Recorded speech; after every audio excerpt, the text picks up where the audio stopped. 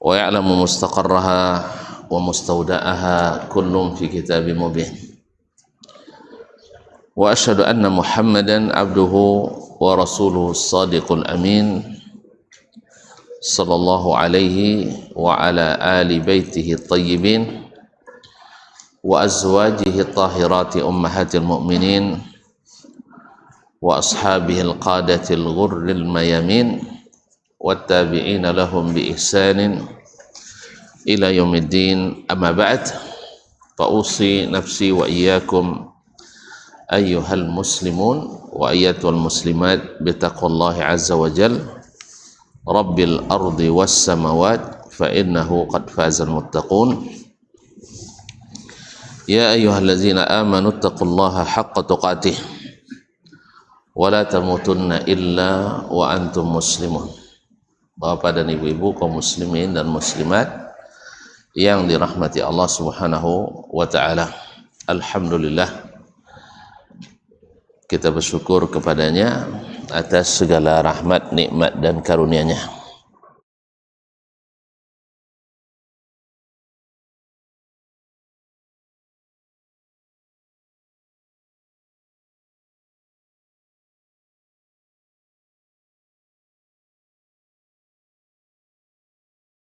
Allah di dalamnya banyak zikrullah. Semoga tak satu pun kita kecuali Allah berikan apa yang dijanjikan dari berbagai kebaikan di majlis-majlis seperti ini. Salawat dan salam kepada baginda Nabi alaihi salatu wassalam. Mudah-mudahan salawat itu menyebabkan kita melaksanakan yang Allah perintahkan daripada banyak-banyak mengucapkan salawat dan salam kepadanya, dan di akhirat mudah-mudahan berbuah syafaat dari Nabi alaihi salatu wassalam. Bapak dan ibu kaum muslimin dan muslimat dirahmati Allah, tidak lupa pula kita berdoa untuk para orang tua kita, ayah dan mak kita, saudara mara, andai tolan dan sahabat, khususnya para guru kita, para ustadz, ustazah, buya dan umi, kiai dan nyai yang telah banyak berjasa dalam membangun dan membina ilmu dan adab kita.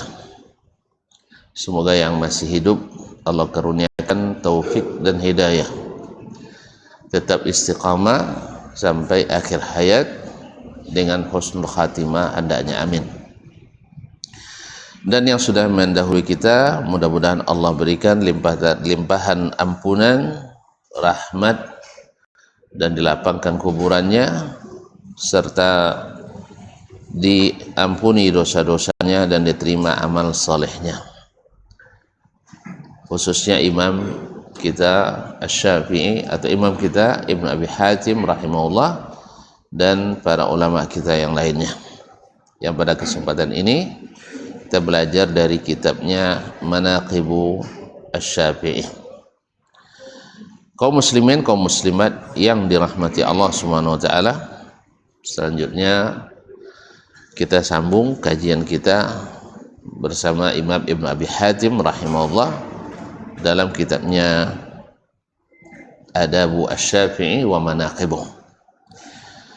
Kita kemarin terhenti pada pembahasan tentang nasab yang diriwayatkan dari Umar Ibn Khattab radhiyallahu taala, di mana nasab adalah salah satu dari 3 keistimewaan yang Allah berikan kepada umat Islam dan tidak diberikan pada yang lain, umat-umat yang lain. Seperti kata Imam Abu Ali Al-Jayani Al-Farisi, dia mengatakan khussat hadhil ummah bi 3 khasa'is.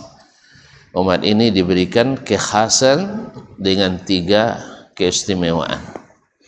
Al-isnadu, yang pertama adalah al-isnad.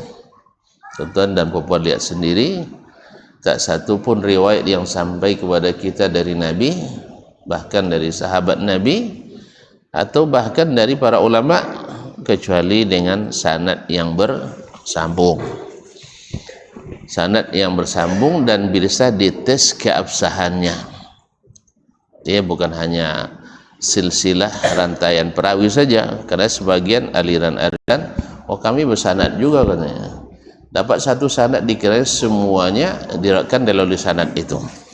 Dan kita sudah sering kita sebutkan bahwa kalau satu sanad semua riwayat di situ, ya itu perlu dicurigai, karena rata-rata adalah sanad yang murakkab, sanad yang disusun-susun saja. Tapi rata-rata riwayat itu sampai dari berbagai saluran dan rantaian sanad. Jadi bukan satu aliran semua riwayatnya dari sanad itu. Itu bukan sanad yang mu'tamad. Dan memang setelah diperiksa memang banyak masalahnya. Ma'asyiral kiram dirahmati Allah SWT. Yang kedua adalah al-i'rab. Kesemuan umat Islam yang kedua adalah al-i'rab, yaitu kalimat-kalimat yang dipakai dalam bahasa Islam, bahasa Arab, itu pakai i'rab. Lain barisnya, lain pula artinya, lain pula pengertiannya. Makanya satu baris menentukan makna. Baris, bukan satu baris begini, bukan maksudnya baris atas, baris bawah, baris depan, itu ya, itu maksudnya. Syakalnya itu merubah makna. Itu namanya i'rab, yaitu perubahan akhir kata karena disebabkan oleh amil yang masuk yang berpengaruh kepadanya. Kemudian yang ketiga adalah al-ansab, yaitu nasab. Alhamdulillah Islam dengan berbagai instrumen aturan dan syariat menjamin nasab kita bersambung dan bersih, sehingga dilarang melakukan hubungan kecuali dengan syarat halal. Dilarang mendekati hubungan-hubungan yang tidak resmi, cinta-cinta ilegal, karena itu menyebabkan rusaknya nasab kita. Kemudian dari nasab ini dibangun ilmu-ilmu yang lain, yaitu al-irs, al-faraid, itu mawaris, ilmu tentang warisan. Demikian juga tentang aturan-aturan hubungan, interaksi antar sesama, yang senasab dengan yang tidak, ini akan berbeda pula hukumnya, dan ini terjaga dalam berbagai instrumen hukum Islam. Nah, pada kesempatan ini Syekh atau Imam Ibn Abi Hatim rahimahullah ta'ala menyebutkan di antara adabus Syafi'i rahimahullah adalah termasuk orang yang ahli nasab. Ahli nasab, karena dengan itu menjaga berbagai kebaikan di dalam Islam. Kaum muslimin, kaum muslimat yang dirahmati Allah Subhanahu wa taala. Kemudian berkata Imam atau perawi kitab ini, akhbarana Abul Hasan, telah menceritakan kepada kami Abul Hasan, yaitu Ali bin Abdul Aziz ibn Mardak An-Nisaburi. Qala akhbarana Abu Muhammad, telah menceritakan kepada kami Abu Muhammad, yaitu penulis Abdurrahman ibn Muhammad ibn Idris ibn al-Munzir al-Hanzali, yang dikenal dengan Ibnu Abi Hatim Ar-Razi. Qala, dikata akhbarani Abdullah ibn Ahmad ibn Hanbal fima kataba ilayya. Kadang-kadang disebut oleh perawi mukatabatan. Telah menceritakan kepadaku Abdullah bin Ahmad bin Hanbal, imam, anak imam. Jadi anaknya Abdullah adalah seorang min a'immatil hadis dan sunnah, dan ayahnya adalah imam min a'immatis sunnah bila munaza'ah, yaitu Imam Ahmad ibn Hanbal, yang masyhur dengan Imam Mazhab Hambali. Masyhur dengan Imam Mazhab Hambali. Fima kataba ilayya, dalam tulisan yang dikirimnya kepadaku. Jadi ada salah satu dari turuq tahammulil hadis adalah al-mukatabah, yaitu dengan cara syekh menuliskan hadis dan dikirimnya kepada muridnya. Dan ini salah satu dari turuqut tahammul al-mu'tamadah yang dianggap sah, tapi tentu dengan syarat-syaratnya, dengan syarat-syarat yang dibicarakan dalam ilmu ulumul hadis. Qala wajadtu fi kitabi abi, Abdullah menceritakan wajadtu fi kitabi abi, saya dapatkan dalam kitab ayahku. Ini salah satu juga dari turuqut tahammulil hadis yang 8, itu al-wijadah. Al-wijadah yaitu di mana murid mendapatkan buku syekhnya, mendapatkan buku dari syekhnya, dan itu juga boleh diriwayatkan tapi juga dengan syarat-syarat yang disebutkan di dalam ulumul hadis. Di antaranya adalah syekh, murid mesti mengenali betul tulisan sang guru, mesti mengenali benar tulisan sang guru. Kira-kira Abdullah kenal tak tulisan ayahnya? Ya, dia yang menyalin, yang meruatkan kitab ayahnya semuanya. Dia yang menyalin, khususnya Musnad Imam Ahmad. Bahkan beliau ada tambahan-tambahan riwayat, ziyadatu atau zawaidu Abdullah al-Musnad. Ya, kira hafal enggak ya? Anak dia enggak habis tulisan dan dia? Entah kok enggak pernah bocor. Nah, apalagi dulu orang semuanya dengan tulisan tangan. Dulu orang semuanya dengan tulisan tangan. Sampai suik belanja pakai tulisan tangan. Kini pakai WA sudah enggak ya? Kalau enggak hafal tulisan awak dia anak lah ya, jangan lihat dia pakai WA kodok. Yes ya. Nah, atau tulisan printer. Ma'asyiral kiram dirahmati Allah Subhanahu wa taala. Kemudian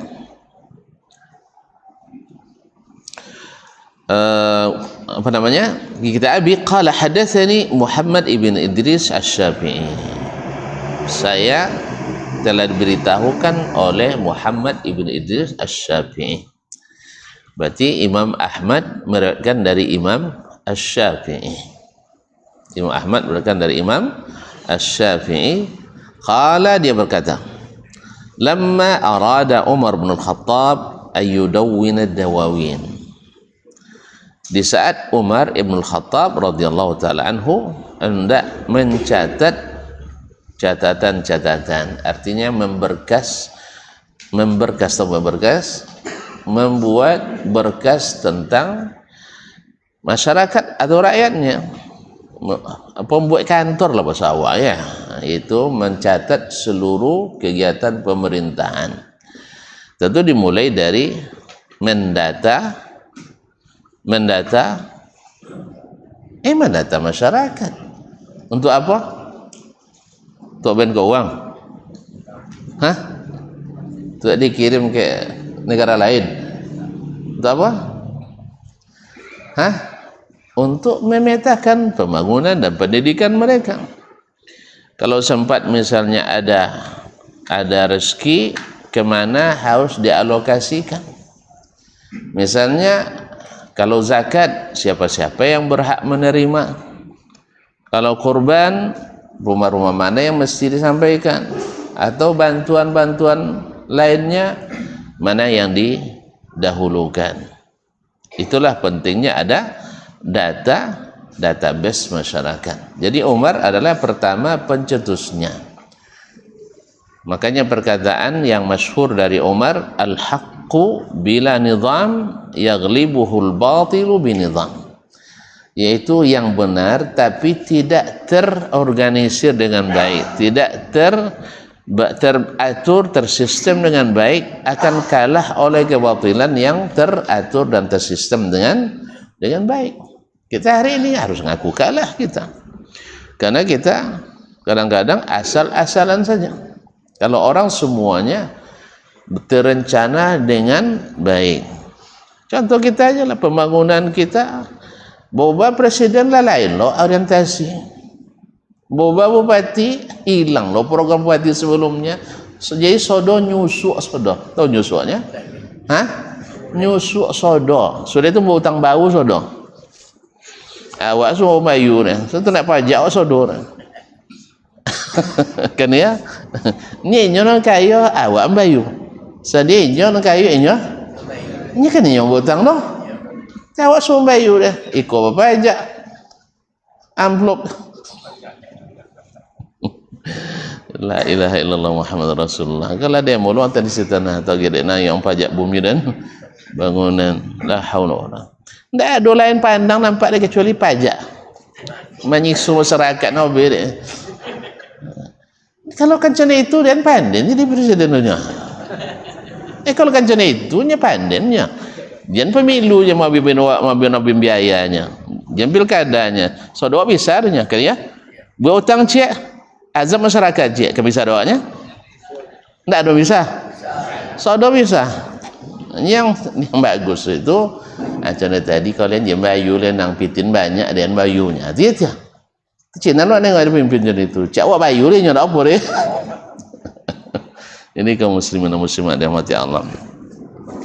Jadi Umar radhiyallahu taala sengaja untuk mencatat atau membuat catatan, mendata, membuat database, buat dawawin para rakyatnya, masyarakatnya. Misalnya yang sipil, yang militer, yang bertugas, termasuk SPPD. Ya, apa SPPD ya? Surat perintah perjalanan dinas. Jadi berapa gaji yang harus diberikan? Jadi sampai gaji-gaji TP guru, gaji pegawai, gaji tentara, itu semuanya dicatatkan. Jadi supaya ada pendapatan dan anggaran pendapatan dan belanja. Nah, tapi itu dia. Di waktu itu uang tak banyak PT dah, piutang tak banyak. Kalau gini uang banyak PT utang, apa gak salar? Tak ada salar, itu tak barakah. Tak barakah. Padahal subhanallah, zakat diberdayakan. Zakat diberdayakan, pajak dihapus. Ya, karena zakat halalun tayyib. Sedekah halal. Bantu apa namanya, penggalangan dana sosial halal. Anak yatim halal. Fakir miskin halal. Syekh? Kan tak? Cik pajak apa lainnya? Zakat tak apa lainnya? Pada zakat yang sedikit 2,5% itu, kalau diberdayakan barakah. Barakah cukup saudara. Tapi kalau tak barakah, banyak pun tak cukup. Walaupun kenapa barakah? Jadi ambil dia nak. Dulu tukang apa istilah apa namanya, penilapnya apa? Tak cukai dah bang. Kat kelosang ini apa? Apa? Tak cukai. Entah tak apa nombor. Tak apa nombor. Jadi kaum muslimin muslimat yang dirahmati Allah SWT. Jadi Umar radhiyallahu taala melakukan apa namanya, membuat database semuanya, membuat dawawin. Wa yada'un nasa ala qabailihim.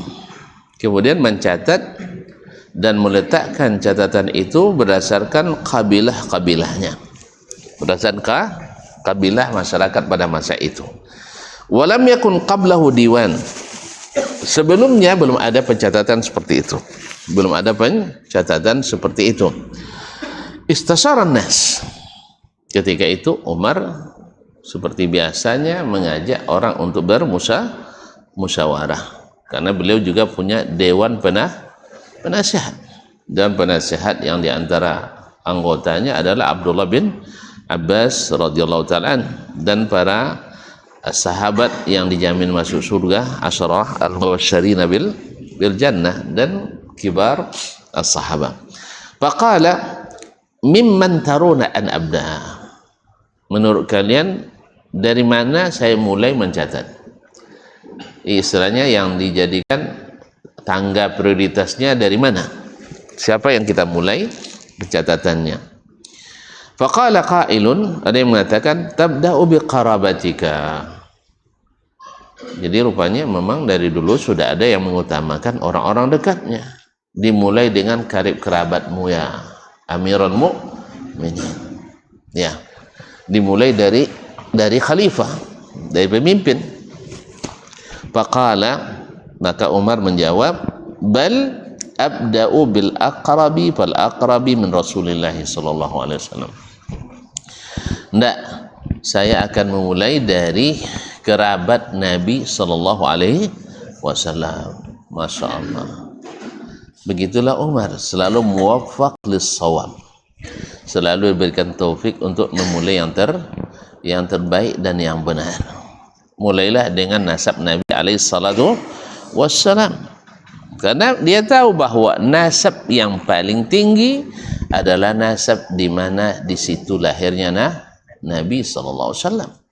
Karena Nabi katakan Allah memilih dari Bani Adam Ibrahim, kemudian memilih dari Bani Ibrahim Ismail, kemudian memilih dari Ismail Kinanah, dari Kinanah dipilihnya Quraisy, dan dari Quraisy Allah pilih Bani Hashim, dan dari Bani Hashim dipilihnya Sayyiduna Muhammad sallallahu alaihi wasallam.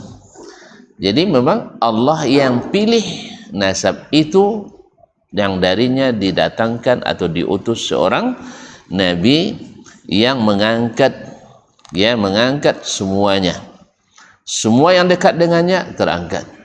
Oleh sebab itu kalau tuan-tuan mau tinggi-tinggi terangkat, kepadanya harus semakin dekat. Dah? Iya dah? Iko nak ke surga capek, ikut Nabi pe capek.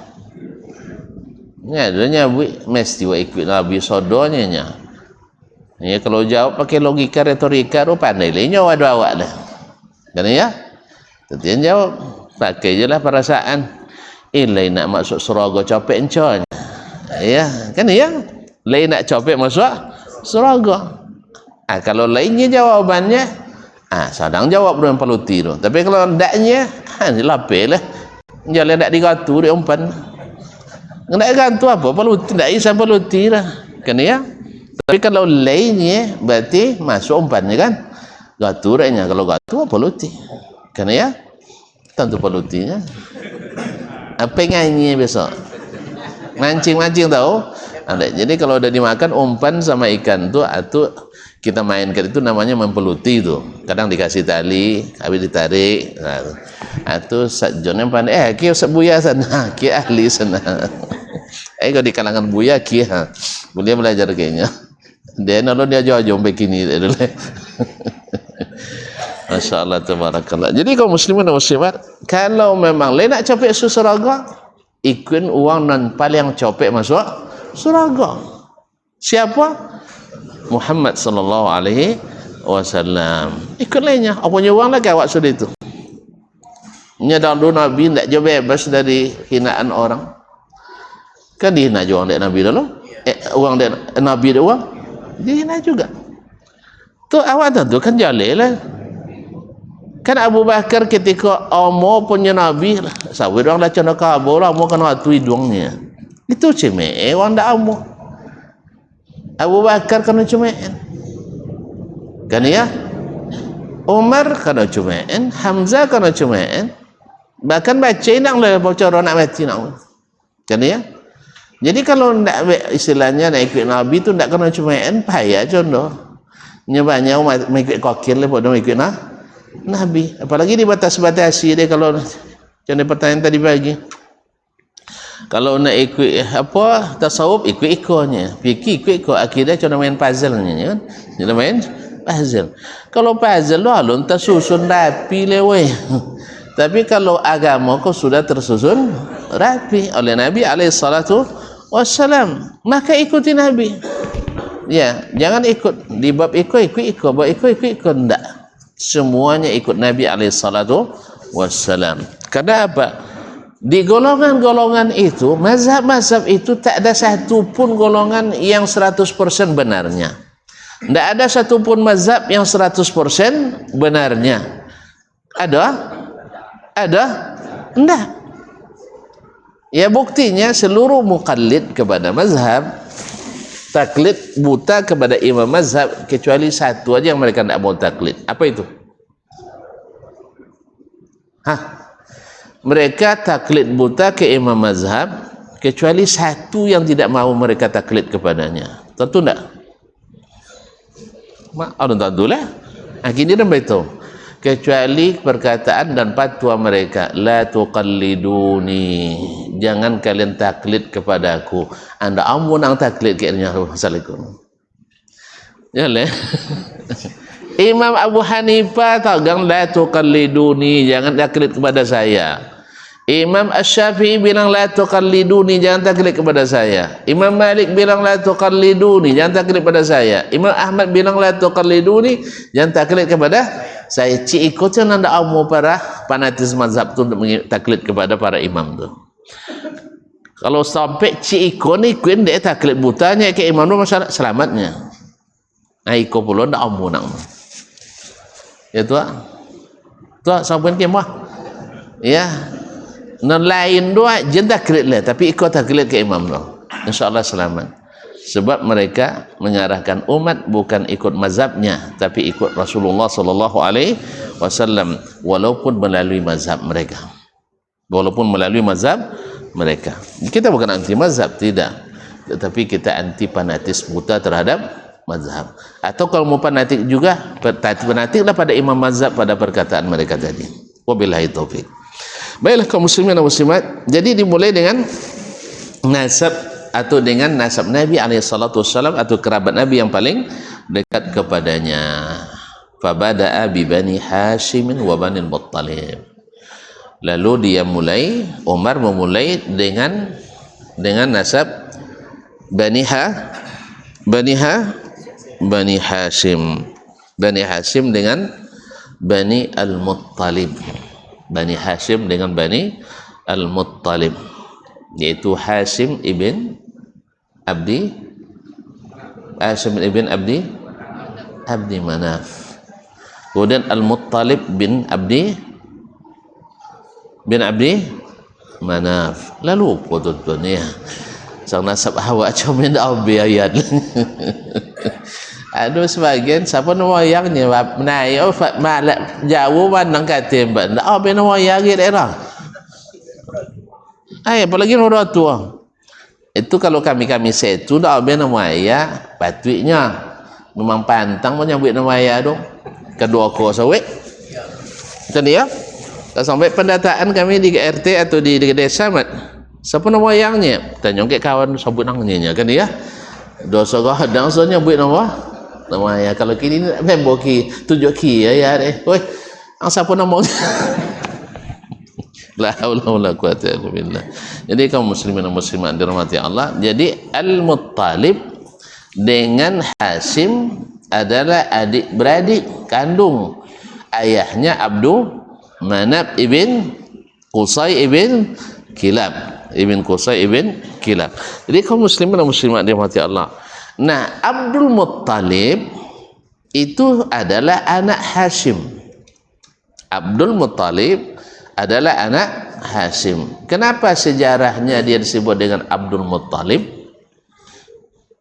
Ada yang tahu? Hashim dulu babini ke uang Madinah dari kalangan Bani An-Najjar, sakabilah Anas bin Malik. Jadi kalau seandainya tuan-tuan baca dalam hadis nanti, Nabi tidur di rumah Ummu Haram bintu Milhan atau di Ummu Sulaim binti Milhan. Jangan keceklah Nabi telolok dua bini uang dak. Ini lolok duma etek sepersusuannya. Etek sepersusuan mahram atau tidak? Alhamdulillah. Ini kadang-kadang ada orang usahati kasan ndak apa lolok do mau tino lain tu ye.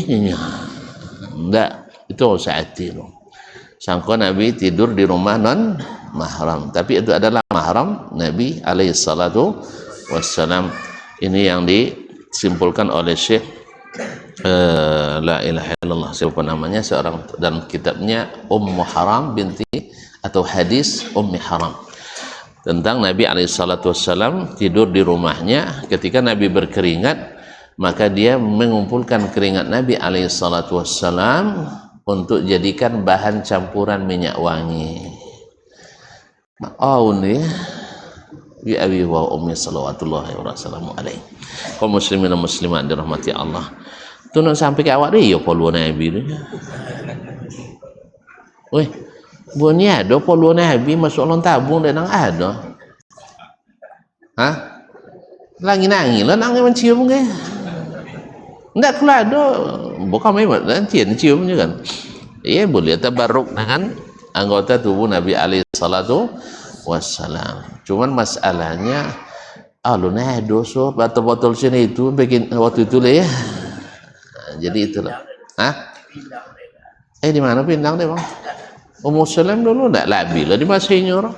Nah, ndak ada nak nyimpan saudara poluan Nabi alaihi salatu wassalam. Tapi di awak pun tidur nahu. Kunci Ka'bah kan nahu juga. Kunci Ka'bah. Apa leh? Abu Nabi. Abu panjang lah 2 meter lah. Entah Nabi nama mana ke? Abu Nabi kan sampai ke bausannya. Takut abu kalau lewat bisa je palo tumbuh.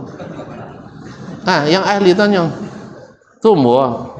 Nah kalau tumbuh bisa berarti bisa panjang. Jangan abu India nanti apa ada abu 5 meter India no. Tentu tuntutannya. Tapi kabar lah 25 tahun lah tidak mandi. Jadi tidak mandi 25 tahun. Panjang abu sampai 5 meter. Allah musta'an. Jadi yang seperti ini sangat wajib kita ragukan. Sangat wajib kita ragukan. Karena tidak jelas sanadnya. Para ahli arkeologi dari Arab, yang Arab Saudi, dari Jordan, dari berbagai negeri Arab, memastikan yang diklaim hari ini itu rata-rata tidak sahih. Tidak sahih. Jadi jangan ngilu lah. Ya, jangan ngilu lah. Sekarang masanya kita mencintai Nabi dengan menghidupkan sunnah Nabi alaihi salatu wassalam. Orang yang mulia dengan ajaran yang dia tinggalkan. Kalau kita sempat bertemu dengannya nanti mudah-mudahan di surga emang ya. Ciumlah Nabi alaihi salatu wassalam. Kau wasu dalam mimpi, ciumlah Nabi dalam mimpi tersebut. Tapi kalau nak nyimpan para ahli mengatakan itu sangat-sangat diragukan. Wallahu alam. Kaum muslimin dan muslimat. Jadi Hashim berbini di Bani Najjar di Madinah, punya nama anak namanya Syaibah. Nah, nama anak namanya Syaibah bin. Tapi ayah Hashim cukup berarti bin bin Hashim bin Abdi Manaf bin Qusay bin Kilab, nah bin Murrah dan seterusnya. Jadi kaum muslimin dan muslimat anaknya namanya Syaibah, ayahnya Hashim. Nah setelah ayah meninggal dipelihara oleh para akhwalnya, para keluarga istri dari Hashim, yaitu ete-ete ya, mamak-mamaknya di Madinah. Tapi kalau orang Arab dulu dan juga sebenarnya dalam Islam yang berkewajiban memelihara itu adalah ayah atau keluarganya, karena nafkah itu tanggungan ayah. Oleh sebab itu ketika ayahnya tiada, dia ditanggung oleh pamannya. Maka dijemputlah oleh Al-Muttalib bin Al-Muttalib bin Al-Muttalib bin Abdi Manaf, apa dari Syaibah, saudara dari Hashim, jelas. Jadi Hashim punya saudara namanya Al-Muttalib, ayah mereka adalah Abdu Manaf. Nah anak Hashim tadi namanya Syaibah. Ketika masuk Madinah, anak kecil umur sekitar 8 tahun tentu numpang satu onta dengan pamannya, duduk di belakang. Karena orang Quraisy tidak pernah melihat Syaibah sebelumnya, lalu mereka bilang, oh Abdul Muttalib itu hamba sahayanya si Al-Muttalib.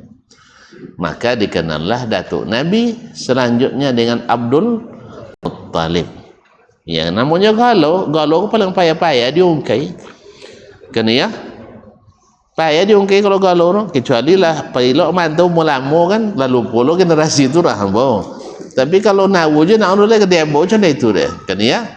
Sampai amak awak lupa sama awak gay. Kadang sahabat tuan-tuan bertanya kawan ke amak nama galau tu. Mak di mana masih anunya? Anggap nama nak misalnya semua nama Ali misalkan. Sudah itu tanya ke amak. Tak untuk nayongnya. Tak ada untuk nayongnya. Tanya lagi nak tanya. Anda dapat nomor tu, dapat nomor sana ini je boh. Mana masih anu? Si Ali maknya. Ali mana bin Sianu? Dia mahanya tapi orang tanya jago. Dia apa tadi? Sebab sudah dikenal dengan gelarnya. Maka wajar Abu Hurairah banyak yang tidak tahu namanya. Terjadi khilaf di dalam nama Abu Hurairah. Walaupun yang paling masyhur adalah Abdurrahman ibn Sakhar Ad-Dawsi. Awak kalau sampai kini tidak ada catatan sipil, tidak ada KTP, mungkin banyak jawab lupa nama awak kan. Kan ya? Untung tidak ada pencatatan tadi. Kalau orang dulu tidak, ya orang dulu pada semuanya dihafal itu, dihafal.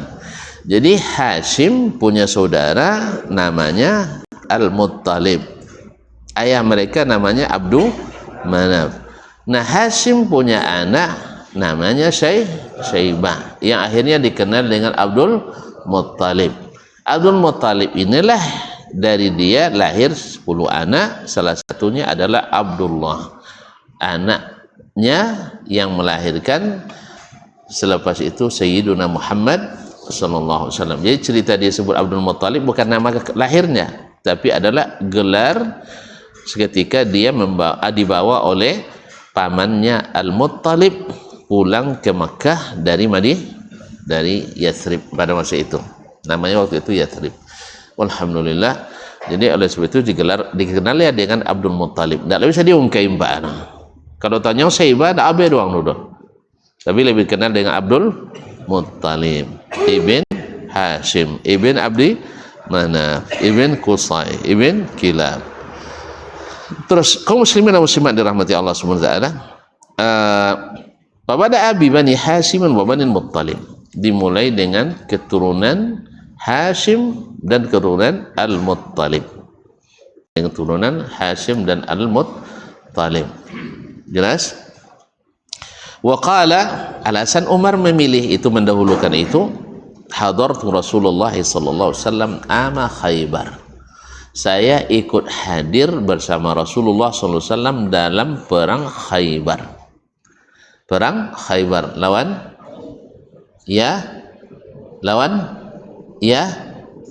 Yahudi. Orang Yahudi Khaybar juga mungkir janji. Jadi memang kalau Yahudi itu kalau berjanji tak pernah tidak mungkir. Mereka yang selalu yang berkhianat. Makanya itu pentingnya orang Islam itu punya kekuatan. Sebab ketika mereka berjanji dan tidak menepati janji, maka dihukum dengan janjinya juga. Bahwa melanggar janji resikonya ini dan itu. Akhirnya mereka melanggar. Akhirnya mereka harus keluar dari Madinah dan Jazirah Arab. Karena memang tidak bisa dipercayai. Nah, sekarang Yahudi bisa terus di Palestina dengan seperti itu. Ya karena memang yang membuat perjanjian itu adalah orang-orang mereka juga. Jadi berapa resolusi tak akan mereka tepati sebab yang membuat dan menandatangani orang-orang mereka juga di bawah kendali mereka. Makanya umat Islam kalau mengandalkan lembaga-lembaga mereka, ya saat ini tak akan ada hak kita yang akan kita dapatkan. Tapi apa boleh buat, itu yang ada sekarang dimanfaatkan dulu. Sahih? Itu yang ada sekarang. Yang lainnya harus tunduk kepada aturan-aturan mereka. Tak bejar dong. Ikut je lah dulu. Sah? Tapi umat Islam harus semakin kuat. Tentu dimulai dengan apa Nabi SAW memulai. Tapi ketika kita mulai, diserang dengan isu-isu seperti dulu Nabi juga diserang dengan isu-isu tersebut. Dan yang bekerja sekarang dengan pihak luar banyak. Aliran-aliran sesat pasti akan menjadi penghalang. Menjadi penghalang. Itu sudah sunnatullah. Sebab dulu yang menghalangi Nabi, orang-orang yang merasa pewaris Nabi Ibrahim alaihissalam. Merasa pewaris ajaran Nabi Ibrahim dan Ismail. Sekarang juga akan menghalangi kembali kepada sunnah Nabi alaihissalam adalah orang-orang yang merasa pewaris ajaran Nabi alaihissalam. Nak Syiah kan namanya, nak Khawarij namanya, nak Qadariyah, nak liberal, nak Nusantara, semuanya merasa pewaris. Tapi ketika ditunjukkan mana warisannya, di situ baru tahu mana yang asli, mana yang palsu. Walaupun ucapan palsu itu dikaitkan, dilekatkan kepada pengikut Nabi alaihissalam dari dulu. Tapi ketika ditunjukkan mana warisan Nabi, di situ akan terbukti bahwa mereka tidak punya barang bukti. Wabillahi taufik. Tapi kita azan dulu ya. Selepas azan langsung pulang. Salatlah dulu. Nah, jadi menjelang salat kita mau sedikit.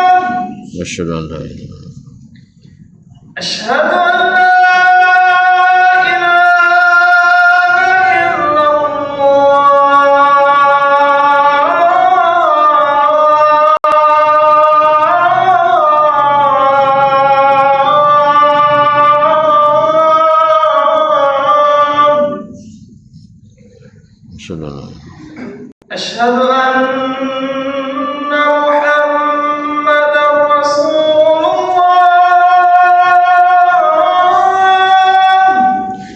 الله.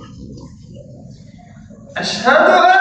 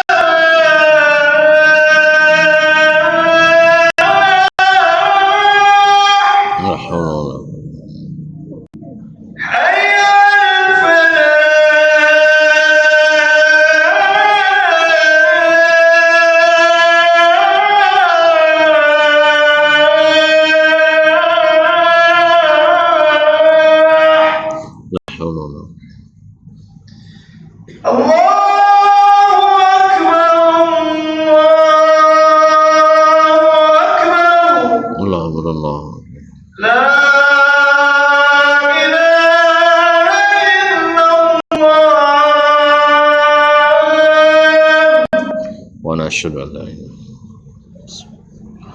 Allahumma rabb hadhihi ad-da'wati at-tammati was-salati al-qa'imati al-qawwamati.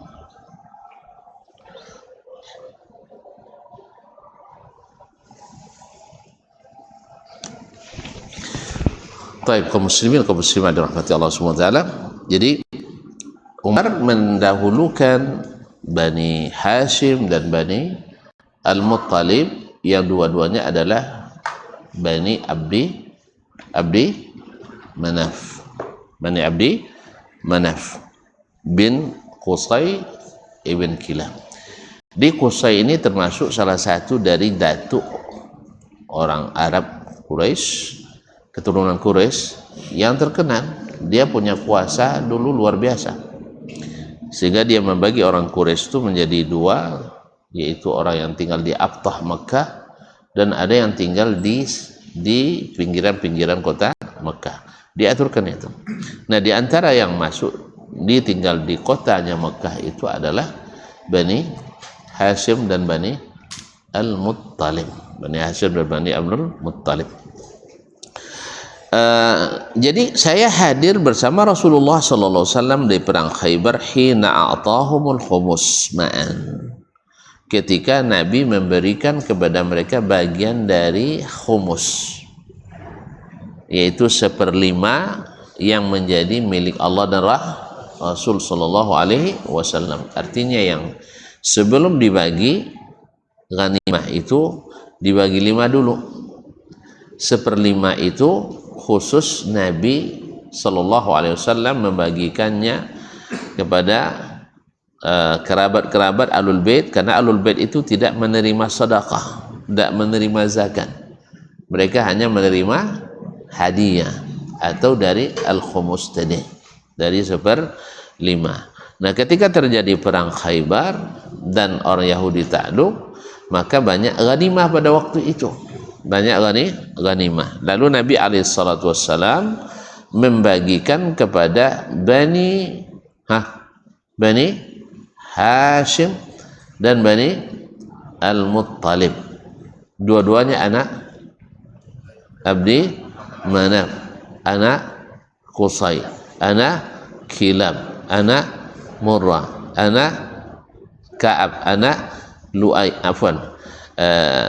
balik tadi, anak Lu'ay, anak Ka'ab, anak Lu'ay, anak Murrah, dan seterusnya sampai ke atas. Jadi kaum muslimin dan muslimat dirahmati Allah, jadi Nabi hanya memberikan kepada Bani Muttalib dan Bani Hashim. Dengan demikian maka dipahami oleh Umar bahwa Bani Hashim dan Bani Muttalib adalah masuk Ahlul Bait yang dimaksud dalam Al-Quranul Karim dalam pembagian Al-Khumus.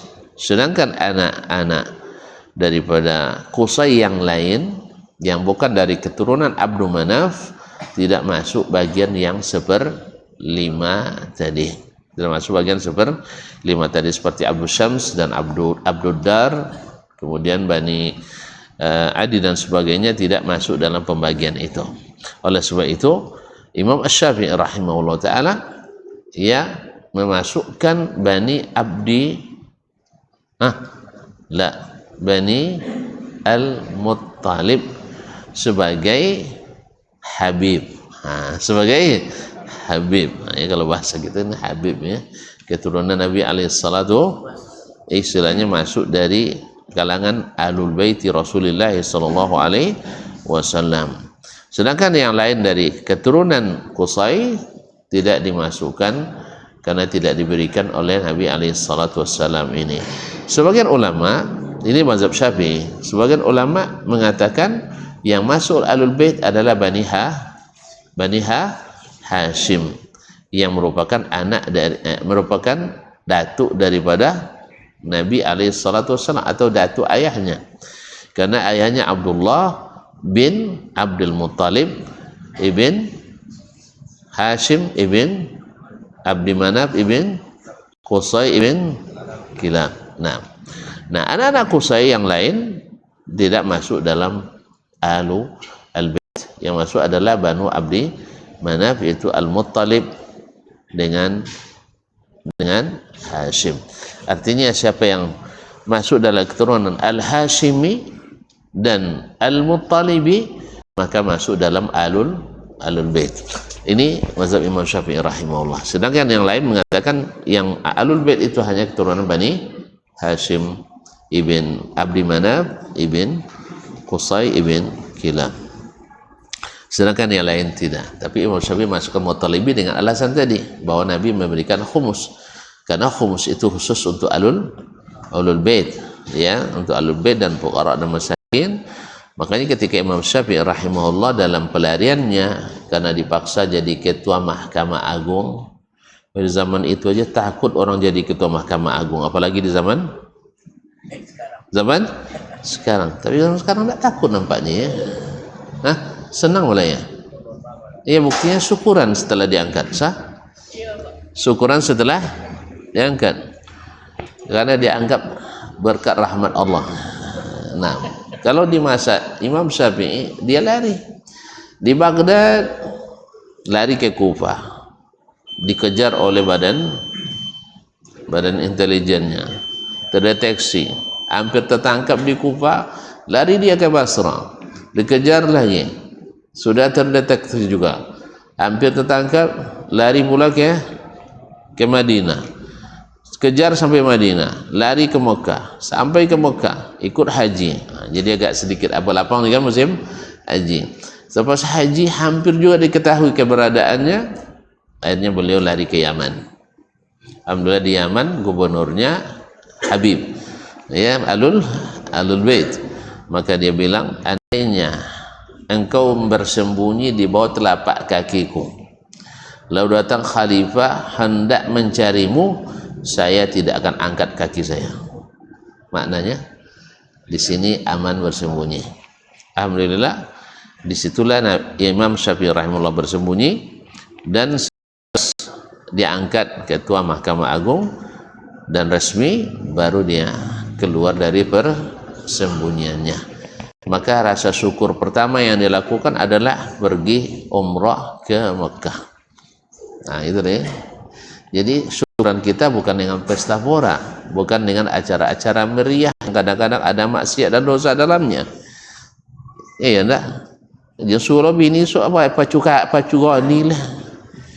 Atau jangan sebut lo ada perlombaan menggendong istri sambil tutup mata kan, bini uangnya. Itu enggak. Jadi bukan hanya sekedar gembira. Bergembira boleh, silakan aja. Acara boleh, tapi harus bersih dari dosa. Kau mau adalah son khorek kau megang. Anda ada sih kau, alhamdulillah. Salah sabi. Nah, adanya. La haula wala quwwata illa sampai kau mai. Innalillahi wa inna ilaihi raji'un. La doro. Innalillahi wa inna ilaihi raji'un. Sampai juga kau mai ya. Ini memang tak mau aja, mau asal dari India. Memang negeri-negeri yang payah makan, kok perlu banyak hiburan. Itu dia makanya nak jen banyak dubiran ajo wangko bakojo copek konyang. Kalau lah konyang tu lolo lah. Kau dek lapau sampai malam pun lapau je bu, sehingga banyak membuat hiburan.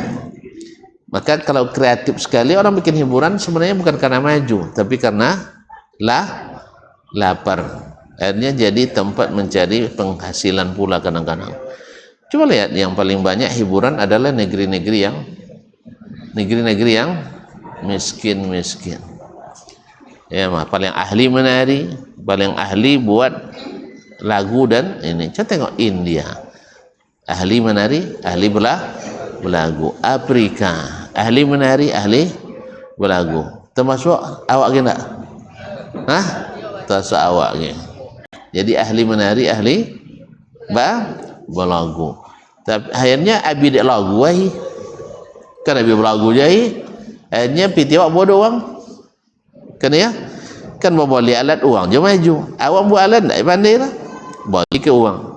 Jadi awak nama bin piti, uang menikmati piti. Jepang je gitar kan cuak Jepang buah. Yamaha rumah. Okey ya. Motor wangku inyo jo bo. Kan ya? Jepang je bo. Jepang jangan mau lagunya awak nak suka. Dahulu waktu penjajahan macam itu je, awak je semua orang beragu. Inya menikmati piti je, semua manjat pinang je dia. Lah galak dengan awak. Awak lah pakai bong dia oli. Tak jatuh kan? Orang Melanda ni atas pinang. Saya tanya kan? Woi, orang Melanda dari apa pinang? Oh, awak suruh dia jadi hiburan. Kalau di Eropah dulu mereka suruh dia singgah lapar untuk balago je manusia. Siapa manusia kah? Yang bukan bangsa mereka. Atau bangsa-bangsa miskin. Atau orang hamba-hamba. Jadi banggalah tentang pinang boleh. Warisan Belanda. Inya dah awak tentang pinang dulu awak suruh. Nah, jadi oleh itu kaum muslimin dan muslimat. Sudah itu dia dua-dua di medan perang ya. Sehingga yang banyak londo ireng lebih banyak daripada londo. Wih, mana banyak tentara Belanda tu? Londo ireng kata londo mata hijau, mata biru. Baju saya ada banyak londo ireng leh, kan ya? Wang awak suruh dia melawan wang awak. Toge dia, kuang mah. Kalau dia kuang mah makan. Dia malah guju kojon dia. Jadi itu kaum muslimin dan muslimat dirahmati Allah. Nikmati kemerdekaan itu tapi dengan bersyukur, dengan melakukan kegiatan yang menambah dekat pada Allah. Imam Syafi'i telah selamat dari dikejar jabatan strategis tadi, syukurnya pergi ke Mekah pergi umrah. Lalu dibekali oleh gubernur Yaman uang 50.000.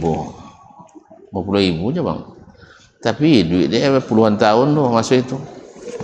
Tapi Imam Syafi'i tidak jenis orang yang mansur. Apa mansur? Kau tak mau kalau ada nama mansur.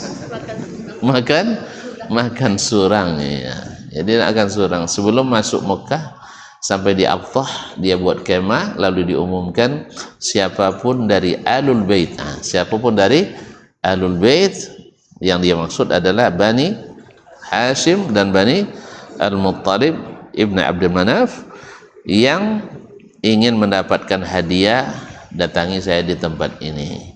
Hanya beliau bagi-bagi sehingga dari 50.000 tersisa untuk biaya beliau sendiri 50 saja. Proporsi sedekah itu. Ini 50.000 tinggi 50 tanya lah. Hah? Ayam hitung porsi tu mau ya. Hah? Hampir sodo kan? Hampir sodo yang tinggal 0,01%. Jadi yang tinggi kayaknya lebih skenek daripada yang di band.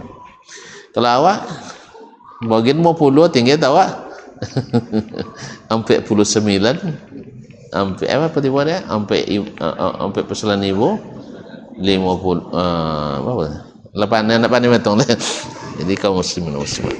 Itulah Imam Syafi'i rahimahullah menjadikan Bani Hashim sebagai Bani Al-Muttalib dan Bani Hashim sebagai Al-Bait seperti yang dijadikan oleh Umar bin Khattab dalam menyusun database penduduk kaum muslimin pada masa itu. Dimulai dengan kerabat Nabi yang terdekat, akan ditemukanlah Bani Hashim dan Bani Al-Muttalib adalah kerabat Nabi yang paling dekat. Dalam hal ini berarti Khalifah Umar radhiyallahu taala anhu memperhatikan satu, yaitu memulai dengan kerabat Nabi. Yang kedua, memulai dengan kerabat Nabi yang paling dekat. Contoh tak ikhlas. Ini masalah nasab tak masalah mudah lagi. Tolong nak pocong sodol le pawi-pawi paha-paha. Paham istilah tu nya? Inyo sapawi je dendo yang apa maksud? Ini tak tahu tak. Lah tak ada tentu. Ani datuk nak don datuk siko ah. Sapawi, sapaho. Tak apalah. Itu ni tadi le sang-sang nama datuk macam mana apal itu. Jadi ada yang sapawi, ada yang saya sepah. Artinya cabang-cabang. Ya, ada yang nasab fil sulb, artinya memang asas awalnya ada yang dari keturunan seibu dan seterusnya. Jadi dibahas semua detail akan lebih ini lagi. Tapi Imam Syafi'i punya kitab tulisan sendiri, Nasabu Quraisy. Nasabu Quraisy. Nah, juga dari Imam Abu Abdullah Az-Zubairi dan juga Imam Asy-Syafi'i menulis tentang Ansabu Quraisy. Karena beliau memang salah seorang ulama ahli nasab. Ahli nasab. Kayak mana ada ulama nasab lah? Dulu ada dosanya. Dulu kalau biar mendiang biar Ismail Syahid itu Masya Allah luar biasa. Cuma tidak ada sampai banyak bertimbul di beliau dulu. Ya, semoga Allah merahmati beliau, memberikan pahala yang sebesar-besarnya kepada beliau atas ilmu yang diwariskannya kepada kita semua. Amin ya rabbal alamin. Insya Allah kita sambung besok aja ya. Kini sudah canda iyo lomba.